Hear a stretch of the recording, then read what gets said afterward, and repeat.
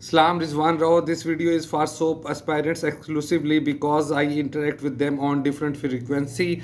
आज का टॉपिक बहुत ज़्यादा क्रिटिकल है, बहुत इंपॉर्टेंट है. सोप एस्पायरेंट्स में हर वीडियो को इंपॉर्टेंट नहीं कहता, लेकिन आज वाकई इंपॉर्टेंट भी है बल्कि क्रिटिकल भी है और शायद ये आपको कहीं ना कहीं बहुत ज़्यादा मदद देने वाला है. आज एक ऐसे इवेल्युएट करना है. ऐसे का टॉपिक है political stability and economic development can not be separated, यानी सियासी इस्तेकाम और माशी तरक्की अलग नहीं किए जा सकते. सियासी इस्तेकाम होगा तो माशी तरक्की होगी. ये जो ऐसे है इसका इंट्रो अटैम्प्ट किया है मेरे एक बहुत पुराने स्टूडेंट ने. नाम मैं इजहार नहीं करना चाहूँगा क्योंकि नाम इजहार करने का मतलब है इंटेग्रिटी को डैमेज करना और थोड़ी सी आमियाना हरकत भी है. लेकिन मैं आपको उसका ऐसे इसलिए दिखाना चाह रहा हूँ कि बाज़ दफ़ा बहुत ज़्यादा मेहनत के बावजूद आप कोई ऐसा ब्लंडर कर देते हो और आपका ऐसे फेल हो जाता है और फिर आप कहते हो किस्मत ने साथ नहीं दिया. अब ये जो साहिब हैं, ये साहिब 2 साल से तैयारी कर रहे हैं. इंतहाई मेहनती ये साहिब हैं जिन्होंने ये ऐसे लिखा है. लेकिन वो एक मिस्टेक कर गए और वो जब मैंने उनसे पूछा ये मिस्टेक क्यों की तो उन्होंने कुछ वजूहात बताई. पहले हम इनकी आउटलाइन देखते हैं और फिर ऐसे के इंट्रो की तरफ आते हैं और इसे हम मुकम्मल तफसील से जायज़ा लेंगे. Political stability and economic development can not be separated. Outline दी हुई है. सबसे पहले इंट्रोडक्शन है, सेकंड पे डिस्क्राइबिंग पॉलिटिकल स्टेबिलिटी है, थर्ड पे एक्सप्रेसिंग इकोनॉमिक डेवलपमेंट है और सी पे है थीसिस स्टेटमेंट. यार मैंने इसका पहले भी आपको बताया था. देखो आप सोप का इम्तहान दे रहे हो, सीएसएस का इम्तहान नहीं दे रहे. आपका जो ऐसे है वो 50 स्कोर का है. तो आप क्यों यार ऐसी मिस्टेक करते हो या क्यों ऐसी चीज़ देते हो जो अननेसेसरी है, जिसकी ज़रूरत नहीं है? क्या आप इम्प्रेस करना चाह रहे हो? देखें, अगर आपने किसी टीचर से ये सीखा है ऐसे के लिए बिल्कुल ठीक बात है, या किसी यूट्यूब चैनल से सीखा है, लेकिन 100 का 50 स्कोर के ऐसे में इसकी आपको बिल्कुल ज़रूरत नहीं. अच्छा, फिर वो कह रहा है जी relationship between political stability and economic development. Why is political stability essential for economic development? Formulation of inclusive economic policies, implementation of formulated policies in long term, ensuring the development of human resource, achieving law and order stability, country extremism and terrorism. नीचे आते हैं attracting foreign direct investment, creating employment and opportunity. Why is economic development imperative for political stability? Fulfilling basic needs of masses, strengthening the institutional accountability. अच्छा देखो यार, मैं अगर examiner हूँ ना, मुझे तो चंद साल हुए हैं, 7 8 10 साल समझ लो चेक करते हुए. लेकिन जो आपका पेपर चेक कर रहा है ना, वो बुज़ुर्ग शख्स है, उसने ऐनक लगाई हुई है और वो समझ लो कि रिटायर, उसमें से अक्सर की तादाद रिटायर होती है. पहले 400 रुपये मिला करते थे, अब शायद उसे 700 रुपये मिलते हैं. उसके पास इतना टाइम नहीं है कि वो अंदर से चीज़ें निकाले और वो पहली नज़र के अंदर ये पहचान लेगा कि ये जो आउटलाइन है ये आउटलाइन कॉपीड है. लेकिन वो फिर भी इग्नोर कर देगा कि देखिए आउटलाइन के इंट्रो इसने कैसे किया, आगे जाके इसने कैसे लिखा है. अब हम आगे जाके देखते हैं कि इन साहिब ने कैसे लिखा है. ये जी साहिब का इंट्रोडक्शन एक इंट्रोडक्शन है. मैंने कोशिश करता हूँ कि ये मैं आपके सामने इसको चेक करूं और आपको बताऊं कि एग्जामिनर पेपर चेकर कैसे पेपर चेक करता है और कैसी गलतियां होती हैं. एक दफ़ा फिर टॉपिक ध्यान में बिठा लो. Political stability and economic development can not be separated. हम इवेल्युएशन करने जा रहे हैं, हम एग्ज़ाम चेक पेपर चेक करने जा रहे हैं. आपने मेरे साथ समझना है उसकी साइकी को जो पेपर चेक करता है और अपने लिखने के अंदाज को उस तरह इम्पेक्ट करने की कोशिश करनी है. देखें जी, वो कह रहा है political stability are economic development are deeply interlink to each other and work in tandem. कुछ गलती नज़र आई? ये गलती नज़र आई है जी, ईच अदर सेपरेट वर्ड है. अब वो चेक कर रहा है ना, वो बड़ी तेज़ी से चेक करेगा, वो आदि हो जाएगा, हो चुके होते हैं, उसने गोल दायरा लगा देना है. History is evident developed countries of the world attached economic development by getting political stability. On the other hand, फिर दो दो सेपरेट वर्ड्स हैं, इकट्ठे लिखे हुए हैं, अलग अलग अलग अलग होने चाहिए थे.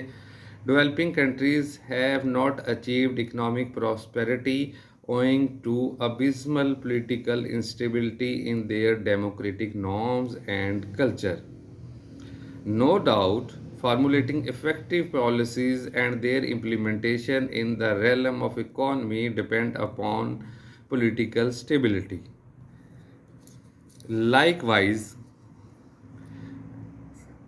inquiring, assuring development of human resource and maintaining rule of law instead of rule by law hinge on political situation that leads to economic development, whereas fulfilling basic needs of masses or strengthening institutional accountability are significant for economic strength and political strength.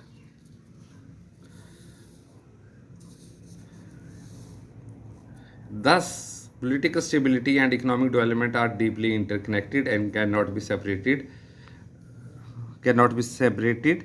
and served a catalyst for economic development uplift of any country of the world. कैसा लगा? देखो यार, एक तो reflection है इसके अंदर cram material की, चलो वो भी इग्नोर की जा सकती है।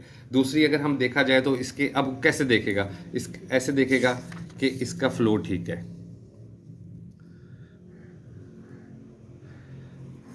फ्लो है जी, ज़्यादा मिस्टेक्स तो नहीं, एक दो माइनर सी मिस्टेक है, एक दो नंबर कटने का खदशा है। फिर क्या है जी, कोहेरेंस है, कोहेरेंस तो है। फिर क्या है जी, फिर ये है कि इसकी कोई लैंग्वेज फाइन है, लैंग्वेज इज़ फाइन, बिल्कुल ठीक है, ग्रामेटिकली करेक्ट है।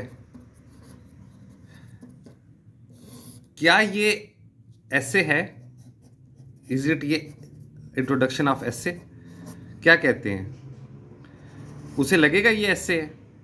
अब सुनो, अगर ये जो साहब हैं, चौधरी साहब या मियाँ साहब, अगर ये इसको करंट अफेयर्स का क्वेश्चन लिखते तो ये इसमें करंट अफेयर्स का क्वेश्चन अगर 10 नंबर का आता है तो सपोज अगर ये पूरा क्वेश्चन होता तो उसको नंबर मिलने चाहिए थे 10 में से 8 या 7, बड़े आराम से। लेकिन ये ऐसे है और ये एसे का इंट्रोडक्शन है जो कि एसे की डेफिनेशन में पूरा नहीं उतर रहा, तो इसको नंबर क्या मिलेंगे, 10 में से 1 या 1.5। ये अपने जहन में बिठा लो यार। देखो, एसे और क्वेश्चन के अंदर फ़र्क होता है, ये क्वेश्चन का जवाब हो सकता है, एसे का इंट्रो नहीं हो सकता। और ऐसे आप अपने कलम से लिखोगे तो साफ पता चल जाएगा, किसी का कॉपी लिखोगे तो साफ पता चल जाएगा। वो पागल नहीं होते जो लोग इतने अरसे से पेपर चेक कर रहे हैं ना, उनके पास टाइम है कि वो किसी तरह आपको पास करने के बहाने ढूंढें। एक लफ्ज़ आपने सुना होगा, एवोल्यूशन।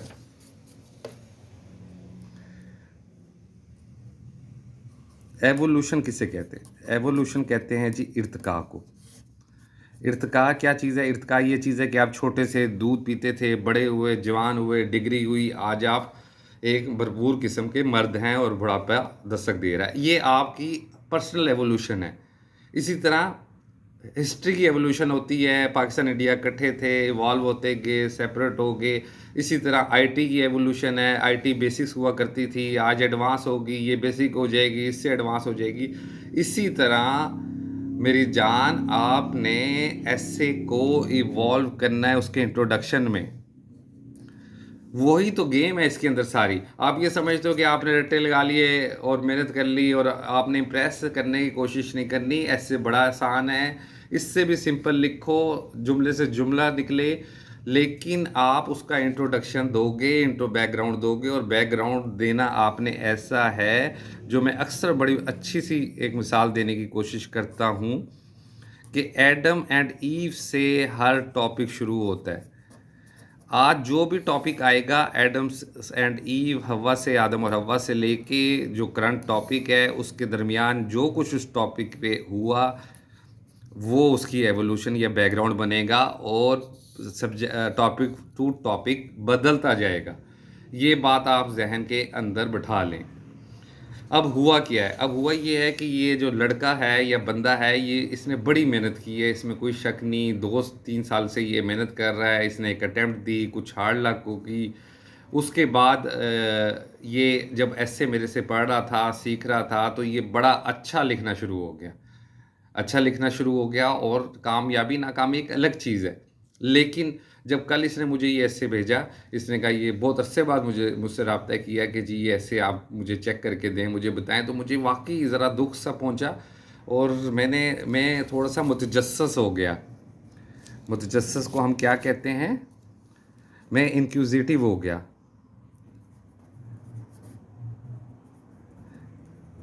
क्योंकि आपका एक स्टूडेंट है, वो अच्छा भला लिख रहा था, क्रिएटिव राइटिंग उसने सीख ली थी और सब कुछ लिखने के बाद वो आपको ऐसा लिख के भेजे, तो क्या ख़्याल है, आपको दुःख नहीं पहुँचेगा? तो मुझे दुःख पहुँचा और जब मैं मुतजस्सिस होके इंक्विजिटिव होके उससे पूछा कि भाई तुमने किया क्या है?